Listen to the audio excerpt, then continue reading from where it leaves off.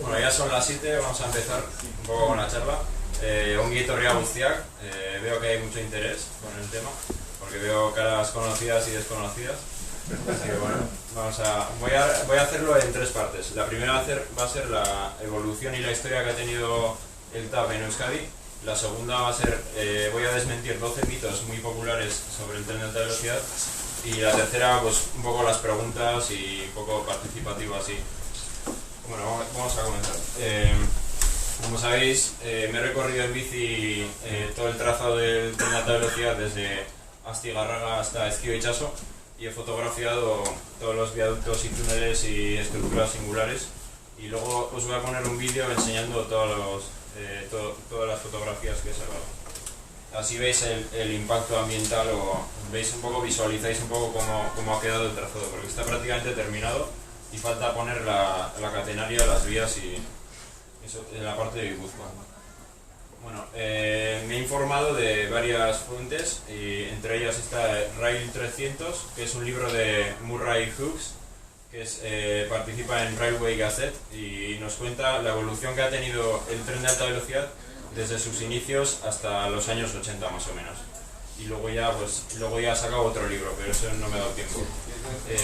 Luego, este es un tesis doctoral de Alberto García Álvarez, que trabaja en la Renfe y pues, nos cuenta el efecto de la alta velocidad en el consumo de energía y en los costes operativos. Luego este libro es uno que sacó el gobierno vasco hace unos años, que nos cuenta las primeras alternativas que salieron al trazado. Y luego, por último, esta es una organización promocional del transporte público que se llama la PTP, Promoción de Transport Public, y hizo un informe respondiendo a detractores del TAP y me parecen muy interesantes sus ideas. Bueno, el acceso a transporte es el factor más importante de un individuo para escapar de la pobreza. Esto es un estudio que realizó la Universidad de Harvard. Y aquí demuestra que si un individuo tiene posibilidad de desplazarse, puede tener más éxito para triunfar en la vida, porque una persona puede permitirse vivir en un sitio y luego estudiar y trabajar en otro sitio. Y si tiene un medio de transporte que es fiable y que pueda contar con él, pues sus probabilidades van a aumentar exponencialmente. Bueno, la pregunta entonces es ¿cómo nos queremos mover? Hoy en día en Euskadi y en Estados Unidos, en distancias medias y largas, lo que nos queda son autopistas y aeropuertos. No tenemos un tren competitivo. Y esto lo que supone es que estamos constantemente dependiendo del coche con atascos, accidentes, cambio climático, combustibles fósiles y con los aviones más de lo mismo. Es el medio de transporte que más emisiones emite. Entonces, aquí en esta gráfica de la Unión Internacional de los Ferrocarriles he puesto los costes externos que tiene cada medio de transporte. Los costes externos son el daño que crea una actividad a terceros. Es decir, por ejemplo, una empresa, si genera humo, el coste lo sufren las personas que respiran ese aire. Por ejemplo, aquí en accidentes, el coche es el que más costes externos tiene. Y el ferrocarril es el que menos tiene. Luego, en cambio climático, el avión es el que más costes externos genera. Y globalmente, el ferrocarril siempre va a ser el que menos costes externos va a crear a la sociedad. Entonces, ¿cómo nos movemos entre las ciudades? Dentro de la comunidad, entre las ciudades, nos movemos principalmente en coche. El 85% de los movimientos se realizan en coche. Y luego el autobús mueve más de 2 millones de personas al año, PESA y La Unión y estos. Alrededor, cada línea, Donosti, Bilbao, Vitoria y tal, cada uno más de 2.000 personas al día.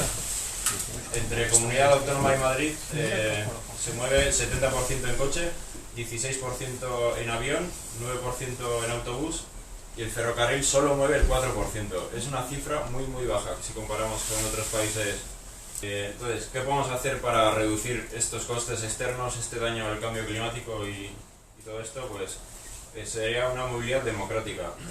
Hay que priorizar en distancias cortas andar, la bicicleta y luego ya a la medida que la distancia aumente tenemos que pasarnos al transporte público, al ferrocarril, al autobús y luego ya los que menos tenemos que fomentar serían el avión y el coche particular. Como dato curioso he puesto el consumo final de energía en la Comunidad Autónoma Vasca. Lo que más energía consume en la Comunidad Autónoma Vasca es el transporte, superando a la industria. Y esto es porque tenemos un sistema de transporte que no es eficiente en distancias medias y largas. Porque vemos aquí que el medio de transporte que menos energía consume es el ferrocarril, 55 vatios hora por pasajero kilómetro. Esto es, todas las personas que están en un tren, cada pasajero dividimos cuánta energía consume. Y el avión siempre va a ser el que más consume por pasajero kilómetro. Y bueno, pues eso. A ver, el siguiente. Pues el rol del tren de alta velocidad va a ser hacer frente a la autopista y el avión en distancias comprendidas entre 100 y 900 kilómetros. Bueno, hay casos que son inferiores y superiores a esta cifra. Y para esto, para compensar los tiempos de espera y acceso a las estaciones, tenemos que mantener una velocidad superior a la autopista. Está fijada entre 200 y 300 km por hora. Hay que mantener esa velocidad para poder captar pasajeros. Y esto, superar los 200 por hora en distancias entre ciudades es un factor de supervivencia para el ferrocarril. Vamos a pasar. Entre Madrid y Sevilla, ¿qué es lo que ha pasado? Antes de que existiera el AVE, solo se movía el 16% en ferrocarril. El resto se reparte en carretera y en avión. Se inaugura el AVE en el 92. Más de la mitad se pasan al ferrocarril. Y estamos aquí, podéis imaginar el ahorro de emisiones que va a suponer a largo plazo. Entre Madrid y Barcelona, antes de que existiera el AVE, todos se movían principalmente en avión. Aquí se inaugura en 2008 la línea de alta velocidad hasta Barcelona, el avión se desploma y los usuarios del ferrocarril se disparan. O sea, desde hace muchos años se ha intentado ganar velocidad, pero yo os voy a explicar sobre las líneas de alta velocidad, es decir, que el tren va por su propio camino segregado de otros caminos y otros tráficos. Y esto nace en Japón. El 1 de octubre de 1964 se inaugura el Tokaido Shinkansen, que se crea no para transportar más rápido, sino para tener más capacidad, porque todos los sistemas de transporte estaban saturados. Japón recibió las bombas atómicas y estaba recuperándose de la guerra. Y todo el mundo necesitaba moverse y estaba en un boom económico. Y estos son los que trabajaban en los ferrocarriles nacionales japoneses, Shinji Sogo y Hideo Shima. Estos tuvieron la valentía de apostar por primera vez un tren, una vía completamente nueva para velocidades sostenidas de 200, superiores a 200 km por hora. Luego, fue una tarea muy difícil porque Japón es una isla que es propensa a tener terremotos. Tiene un terreno muy montañoso, atraviesa zonas pobladas de alta densidad. Tuvieron unos sobrecostes que duplificaron el coste que se estimaba al principio. Y Hideo Shima y Shinji Sogo, que os he mencionado, dimitieron de su puesto y todo el mundo veía como este medio de transporte no iba a poder competir contra el avión. Y todo el mundo seguía con el coche y el avión como el futuro. Pero bueno, como sabéis, el tren más envidiado del mundo de alta velocidad es el de Japón. Ha transportado desde 1964 10 billones de pasajeros, esto es 10 a la 12 pasajeros, y ha tenido 0 muertes. Y como veis, se ha extendido por todo el país, y aquí tienen el túnel y todo, se está extendiendo hasta todos los rincones. Y es súper rentable. Entonces, la influencia que tuvo el Shinkansen, pues principalmente primero en Francia. En los años 70 se atravesaba una crisis del petróleo y para poder hacer frente a esa crisis se necesitaba optimizar los recursos y un medio de transporte que se pueda alimentar mediante diferentes tipos de energía, como es el vector de electricidad, puedes generar electricidad de varias formas. Entonces, se decide, el TGV al principio se pensó que iba a tener una turbina de gas, pero se decide electrificar y Francia ha puesto fuerte por la energía nuclear porque les permitía tener un poco de independencia energética. Y como también tiene hidráulicas y hoy en día eólicas y se puede alimentar de muchas formas los trenes. Y bueno, antes de abrir una nueva línea, modernizaron y actualizaron, elevaron la velocidad de las líneas existentes a 200 km por hora con el Capitol que unía París y Toulouse, pero luego tuvieron problemas de saturación, que tenían demasiada gente, se movía el tren y decidieron hacer una nueva línea con estándares ya para velocidades bueno, al principio 260, pero luego se ha elevado, entre París y Lyon. Se llama París Sudeste porque el objetivo no era Lyon, sino recortar los tiempos de viaje a todo el sur. Y esto se inaugura en el 81. Luego en Francia la segunda línea que se inaugura es el GB Atlantique, que es entre París y Tours, que llegaron los trenes hasta Andaya. O sea, podemos decir que el segundo tren de alta velocidad de Europa llegaba ya hasta Andaya, o sea, ya aquí al lado llegaba. Y ahí viajaron el Lendakari Ardanza, que si no me equivoco, y luego se acabó extendiendo a Irún, porque tengo leído por ahí, no sé si es cierto, que Herri Batasuna pidió que se extendiera hasta Irún el tren, y hoy en día sería impensable. Y bueno, eso. Y en Reino Unido, como tenían las líneas infrautilizadas, decidieron crear un tren basculante para 250 km/h, pero un tren que bascule es muy complejo y terminó siendo un fracaso, lo que demuestra que construir nuevas líneas es imprescindible. Luego, en el 77 sí que es verdad que se inauguró antes la línea directísima, que es la línea de alta velocidad entre Florencia y Roma, pero al principio operaban a una velocidad de 160 km/h, por lo que no se consideraba de alta velocidad. La línea se hizo para poder meter más trenes y tener mayor capacidad. Y luego ya se ha elevado la velocidad a 250. Bueno, entre París y Lyon la situación no era mala, solo que estaba saturada, entonces de 40% del ferrocarril nos pasamos a 72%. Y os recuerdo, en Euskadi estamos en 4% en distancias medias y largas. Entonces, el plan de transporte ferroviario, este es a nivel de España. Se vio que la única forma de atraer viajeros era aumentar la velocidad. Para eso, en los años 80, España estaba ferroviariamente no estaba en muy buena situación y se decide potenciarlo con 3 grandes actuaciones. La primera es la variante de Brazatortas, que es en Andalucía. Luego está la variante de Guadarrama. Y luego aparece ya aquí la línea entre Vitoria y Bilbao. En los años 80 ya se dice que en Euskadi hay que hacer algo importante. Bueno, en Euskadi, ¿cómo estamos? Tenemos 3 cuellos de botella. El primero es, obviamente, el ancho de vía diferente. Que es, en Europa se usa principalmente un ancho de vía que es en 1435 milímetros y en España 1668. Y aquí nos crea un importante cuello de botella que tenemos que cambiar los mercancías, los pasajeros y todo. Aquí tenemos este bucle en Zumárraga, que tenemos aquí una velocidad limitada con curvas muy cerradas, y este es el cuello de botella más importante, que es el puerto de Orduña, que es una vía única a 70 km/h, bueno, incluso menores velocidades, y veis qué coeficiente de trayectoria tiene. Y aparte no nos sirve para ir directamente de Bilbao a Vitoria ni de Bilbao a Donosti, o sea, no nos sirve para unir las ciudades, la red actual.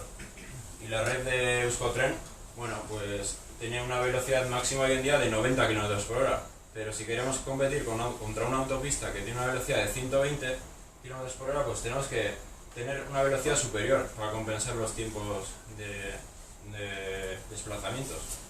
Y tenemos curvas de radios inferiores de 120 metros. No sé si se refiere al de Ermua, que ya se ha superado, pero seguimos teniendo... Ermua era de 80. Ermua era 80. 120 y a patadas. Sí, 120 y a patadas, pues eso. Para poder, pues, en la red esta, pues se diseñó en el siglo XIX para las necesidades de aquella época, para hacer frente a las carretas y a las diligencias y a los caballos. Bueno, pero con esto no quiere decir que haya que dejar de lado invertir en Euskotren. La función de Euskotren es unir los pueblos entre sí, los pueblos con las ciudades, pero poner un tren intercity entre Donostia y Bilbao pues no va a ser viable. Entonces, ¿qué límites tenemos para mejorar la red existente para ofrecer servicios intercity? Pues tenemos una densidad, hoy en día densidad ferroviaria limitada. Antes teníamos una densidad mayor, pero se han ido clausurando más líneas. Y tenemos un mix de tráfico con trenes de diferente tipo, que limitan la capacidad, trenes con parada, trenes sin parada, trenes de mercancías. Tenemos alta densidad edificada en los costados de las vías.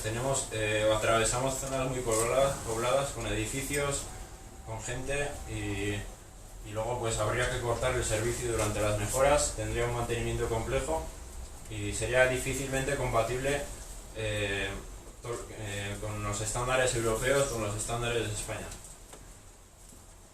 Bueno, pues eso, que como conclusión, pretender competir contra la autopista y el aeropuerto con una simple mejora de la línea actual es desconocer por completo las características que tenemos en Euskadi.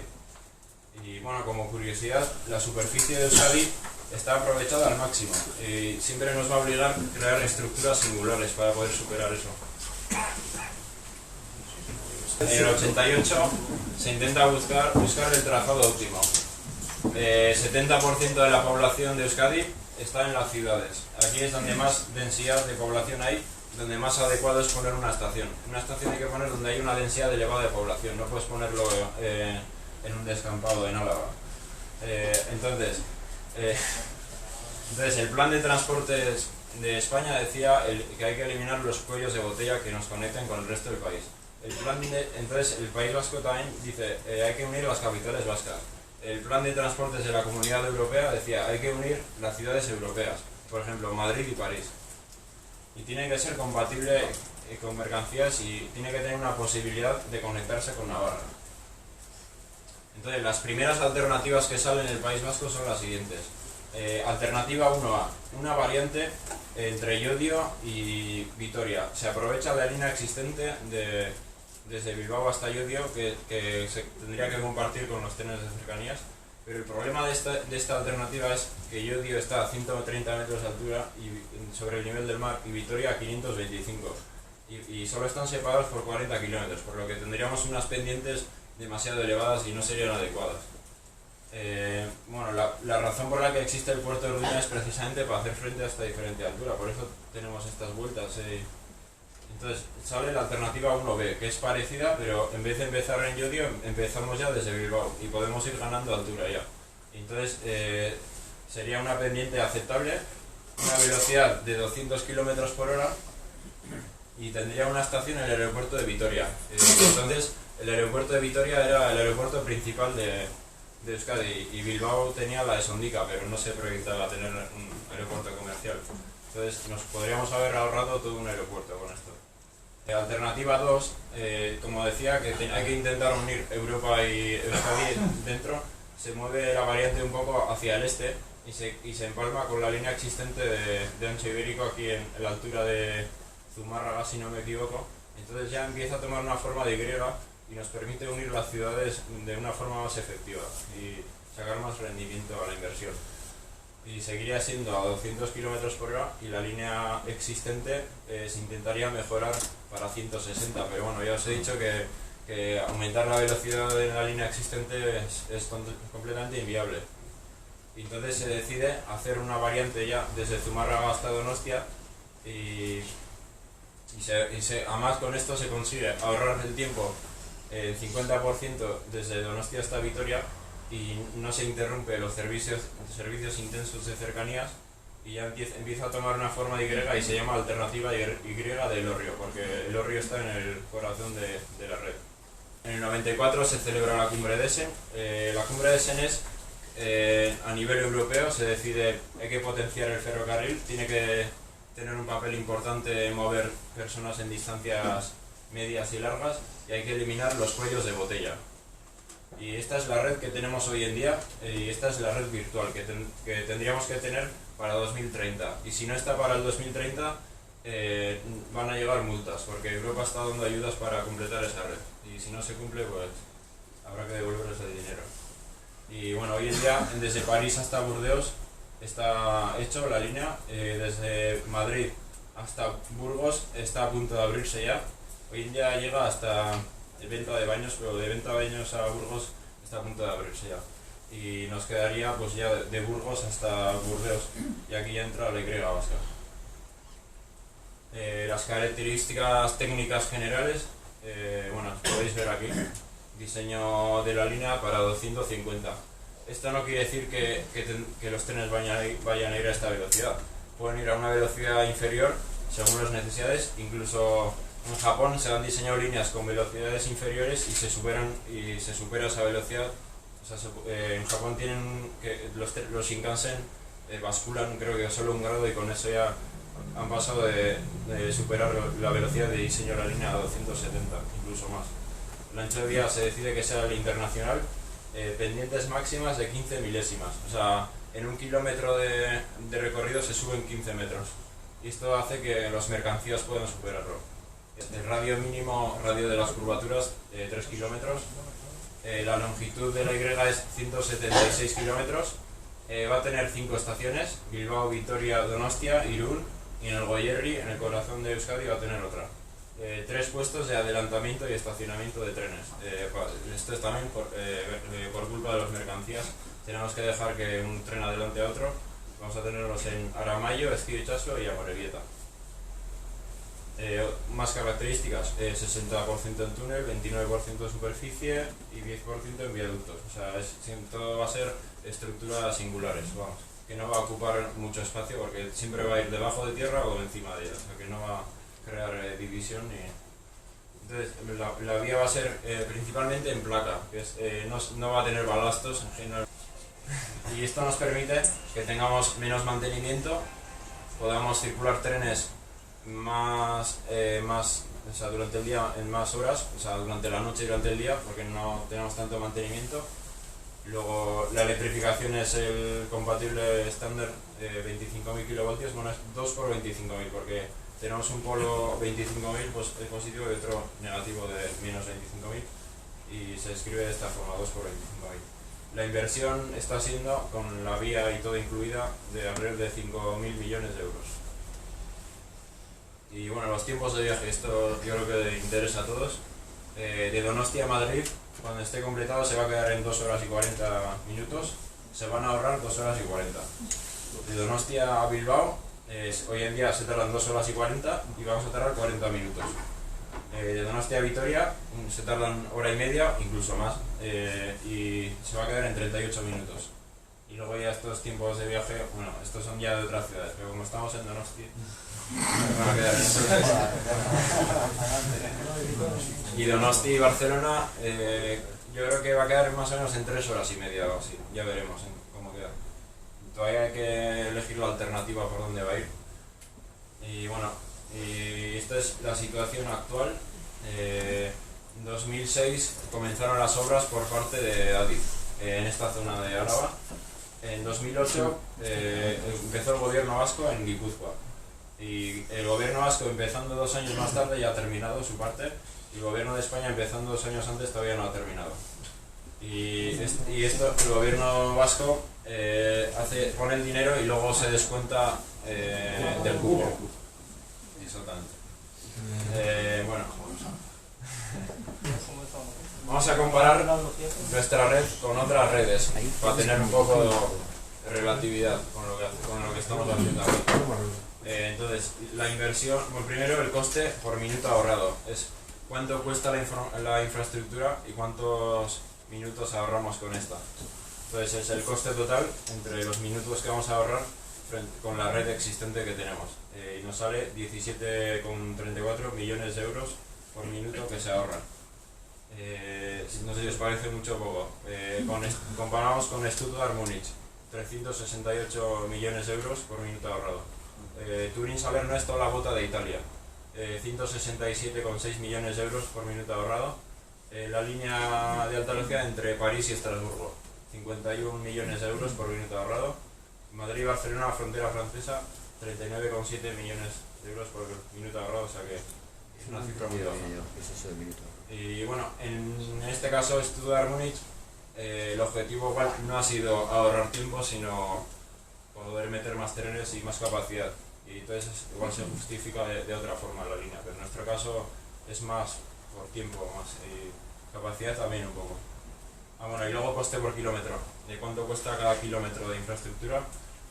Nos sale dividiendo 27 millones de euros por kilómetro, incluyendo las vías y la catenaria y todo. Y la media europea está en 25, así que estamos en línea, vamos.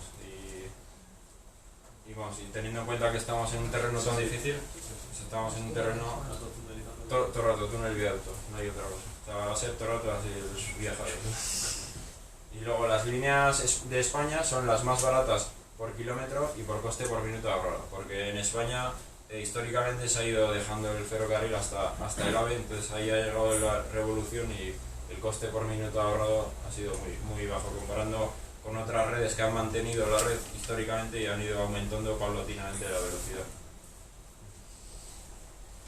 Las estaciones, 5 estaciones, 176 kilómetros, una estación por cada 35 kilómetros.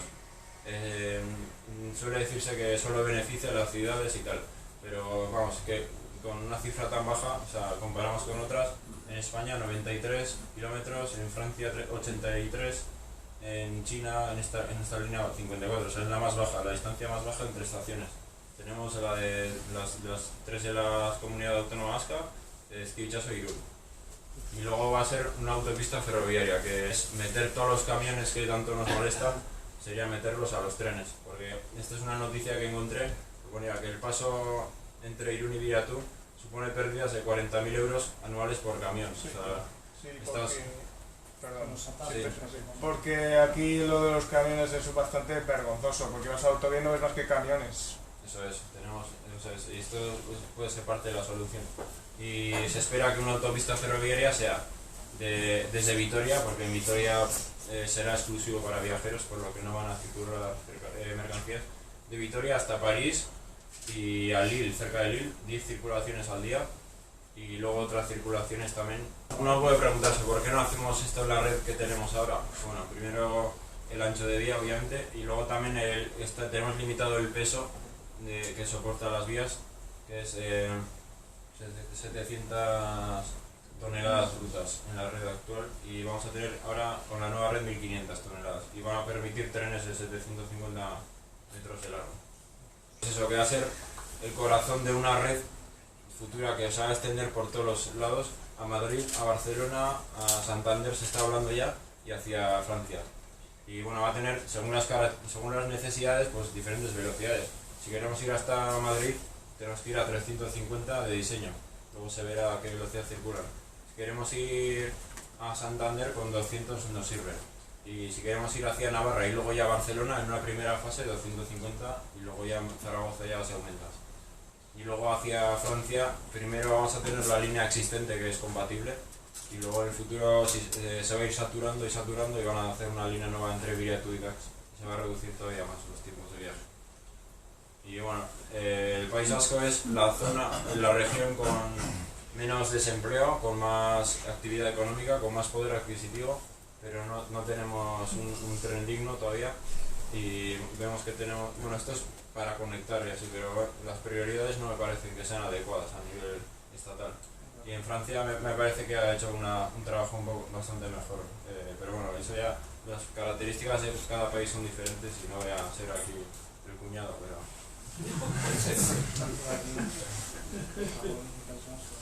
Y bueno, entre Burgos y Vitoria hay dos alternativas y se va a elegir ya sale una noticia que va a ser la de Briviesca seguramente, porque va a parar a la autopista y va a tener un impacto ambiental menor, porque vamos concentrando el impacto en un sitio en vez de repartirlo.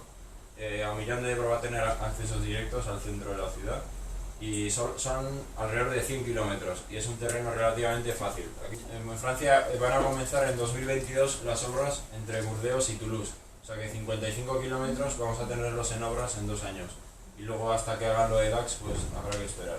Y luego ya aquí va a conectar, va a tener conexiones con la red existente, y cuando ya empiece a saturarse la línea esta de trenes, pues ya se va a hacer una línea nueva de 220 km por hora, y también apto para mercancías, y aquí las mercancías seguirán por la red existente, hacia toda Europa podrán ir. Y esto es en la zona de Oiartzun, acceso a Lezo para el puerto, luego va a tener, los trenes podrán venir rápidamente y salir aquí a Donosti y continuar otra vez. Algunos trenes evitarán, no lo sé si evitarán o no. Ya veremos. ¿Pero eso qué mercancías? Los trenes de alta velocidad que vayan de Madrid a París, por ejemplo, igual no van a parar entre País Vasco y Navarra. Se está debatiendo mogollón, no se ponen de acuerdo todavía, o sea, todavía no sabemos cuál se va a elegir. Y os voy a enseñar las que se están analizando. De principio se analizaron 4, pero estas 2 se quedaron descartadas porque es técnicamente muy difícil y tendría un impacto muy elevado en Beasain y Ordizia y Tolosa, y se ha quedado en alternativa de Ezkio. Y los tiempos de viaje con alternativa esta de Ezkio serían todos entre las ciudades entre 40 minutos más o menos, y con la alternativa de Vitoria tenemos 30 minutos para ir de Vitoria a Pamplona y luego 1 hora y 2 minutos para ir de Donostia a Pamplona. O sea, parece que la alternativa Ezkio es una apuesta a futuro, porque puede que sea una inversión más alta, pero tenemos un territorio mejor equilibrado con tiempos de viaje que las ciudades quedan más igualadas. Y además con la alternativa de Vitoria, todos los trenes tendrán que pasar en Vitoria y Vergara y se puede saturar, porque van a hacer Bilbao-Madrid, Bilbao-Barcelona, Donostia-Barcelona, todos van a tener que pasar por aquí y esto se va a saturar. Yo creo que es mejor que sea por aquí. Y aquí será todo el rato, va a ser principalmente un túnel bitubo, 50 kilómetros de largo, para superar la sierra de Aralar. ¿Qué trenes van a circular? Euskotren ya ha dicho que tiene intención de ofrecer servicios, y intención, y va a poder hacerlo porque se va a liberalizar y cualquier empresa puede poner trenes. Para eso tendrá que comprar trenes nuevos a CAF probablemente, porque siempre compra a CAF, y va a crear empleos de calidad en el Goierri, en Guipúzcoa, y seguramente se van de la plataforma Avaris, que ya se han vendido a Noruega y hay prototipos en España. Y la SNCF ya tiene intención de poner trenes entre Bilbao y París, y Madrid y París, porque tiene la base de Burdeos aquí ya cerca y podrán probar los trenes si les va bien o no les va bien. Renfe, yo creo que al principio seguiremos con los Albia hasta que hagan Burgos-Vitoria, y ya como ancho variable vamos a tener que seguir teniendo hasta que hagan eso. Y luego ya cuando se haga todo, pues tendremos los Talgo Abril, la serie 106, que es la más nueva, porque es bitensión, y para que pueda entrar en Donosti con 3000 voltios va a tener que ser bitensión. Estas son noticias que han salido recientemente. Por ejemplo, el AVE vasco despierta interés entre operadoras, porque ya os he dicho que el País Vasco es una zona industrializada y con un poder adquisitivo elevado. Luego Eurostar está interesado en poner trenes directos entre Londres y España, porque cada vez la tendencia es volar menos por el cambio climático, y para esto la Y Vasca tiene un papel importante. Otra noticia de hace 2 años, como curiosidad, que quiere poner Eurostar trenes entre Londres y Burdeos, y ve un atractivo muy grande en la región vasca y en el Atlántico. Así que las posibilidades todavía no nos podemos imaginar las que tenemos aquí, con una red completamente compatible con todos los trenes, que hoy en día sería impensable. Y bueno, esta es la primera parte, si os ha parecido interesante. Si os ha tenido.